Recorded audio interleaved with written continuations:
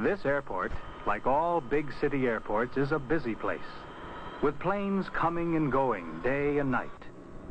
Planes with propellers, and jet planes from all over the world fly in and out of New York's International Airport. Right now, Jet Flight 801 is approaching the gate where passengers for San Francisco will board the plane. A huge moving corridor swings into place.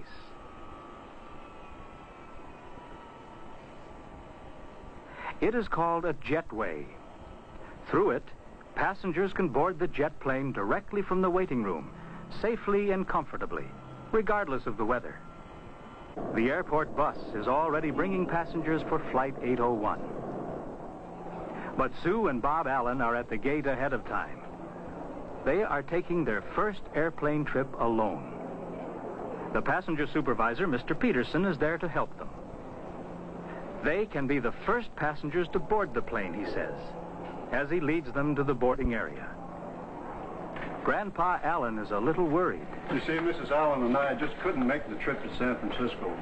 Their parents, they've just found a house out there, and quite naturally they want the children with them. Really, there's no problem. We often have children traveling alone.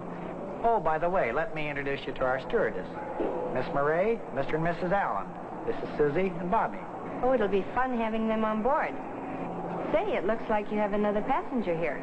Oh, she won't be any trouble. No, no trouble at all, except she can't ride in the main cabin. However, if she has a ticket, I'm sure Mr. Peterson will find room for her. Flight 801, non-stop to San Francisco. Grandpa and Grandma will have to say goodbye here, for only passengers are allowed to go out to the jetway leading to the plane. There's Mr. Peterson, just putting Skippy into a box specially made for dogs and cats that travel by plane. Goodbye, Skippy. Goodbye, Grandpa and Grandma, shout the children. And they hurry on to find a seat in the big and comfortable cabin of the jet. Now the other passengers begin to board the plane through the jetway. While the passengers get seated, Bob and Sue turn to the many interesting sights of the busy airport. Mechanics check and service the big jet engines. Men load luggage into special containers, which are then covered and closed and driven to a loading hatch under the plane. One container after another is then lifted inside the plane and moved into place by a conveyor. Other men load the mail into the plane and food for the passengers. Through the window, Sue can see the traffic control tower. It is higher than the other buildings, so traffic officers can see the planes coming and going. Their job is to direct traffic at the airport. Flight 801, use runway 21 left. Advise when ready to taxi. Captain Mills replies, Idlewild ground control, flight 801, ready to taxi. Now the plane is ready to leave. Before takeoff, Miss Murray helps Bob and Sue fasten their seatbelts. Seatbelts make takeoffs and landings safer for the passengers. Just before takeoff, the pilot gets his final flight orders this way, and the dispatcher gives the all-clear salute, which means, go ahead. And off she goes from the loading ramp to the jet runway. Jets are so big that they need very long runways for takeoffs. And they fly so high that more air and oxygen must be added to the air in the cabin so that the passengers will be able to breathe comfortably. Before takeoff, the hostesses explain the use of supplementary oxygen equipment. Miss Murray points to the backs of the seats where oxygen masks are kept. She shows how to use the masks in case the air in the cabin should drop below normal pressure. Place the mask over your nose and mouth and adjust the headband. Breathe normally and continue to wear your mask.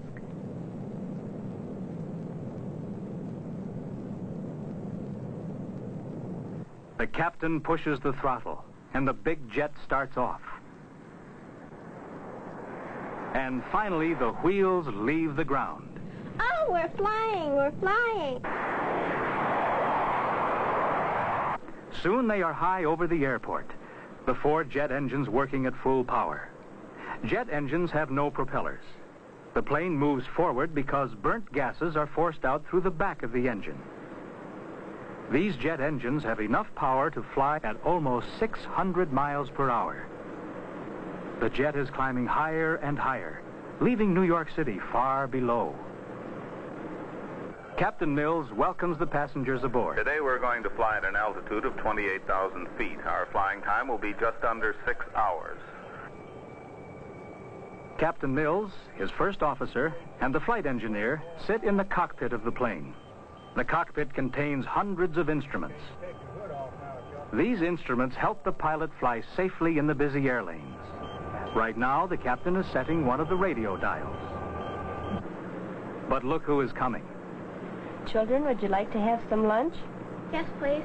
Oh, I'd love to. All right. Can you get your tray down, Sue? Yes. And while the jet plane flies over the green farmlands of the Middle West, the hostesses prepare lunch trays for their passengers. Here is one for Sue.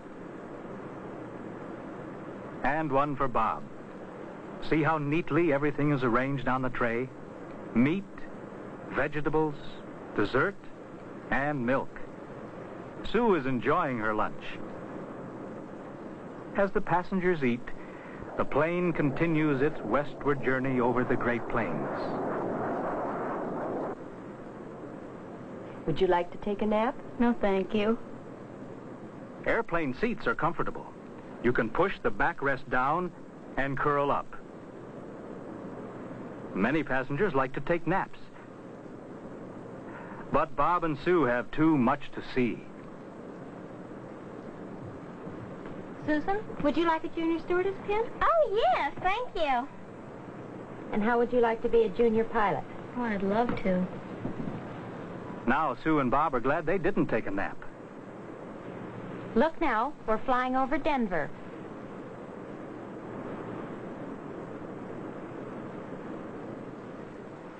Miss Murray thinks that a little walk through the plane would make a pleasant change for Sue and Bob. She is taking them to the lounge in the front of the plane. Sue finds a map on the table. Miss Murray, where are we now? We're exactly here, Susie. This is First Officer Jennings. We are about to cross the Continental Divide. The Continental Divide is a ridge of high mountains separating rivers flowing to the east from those flowing to the west. Sue wonders how the pilot can fly or find the airport in cloudy weather. Miss Murray tells her about the special instruments that guide the plane at night and in bad weather. Radio signals direct the plane on its way and to the landing field, almost as if it were gliding along a highway.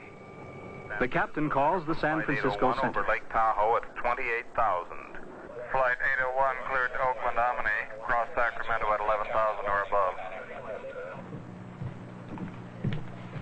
Susan, since you are a junior stewardess, would you like to pass gum for me today? Okay. What about me? Oh, I have a box for you, too. There's one for you. And this one for you, Susan.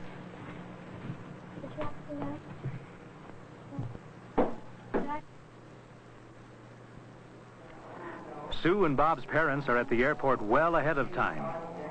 The passenger agent has assured them that the airplane is already over the San Francisco Bay. Fasten your seatbelts, please. Already? Sue and Bob are surprised. Wasn't this a quick flight? Below, they can see the city where their new home will be. Sue and Bob can scarcely wait to see their parents. And here is the airport. Slowly and carefully, their jet approaches the landing field. And soon the wheels touch the runway in San Francisco.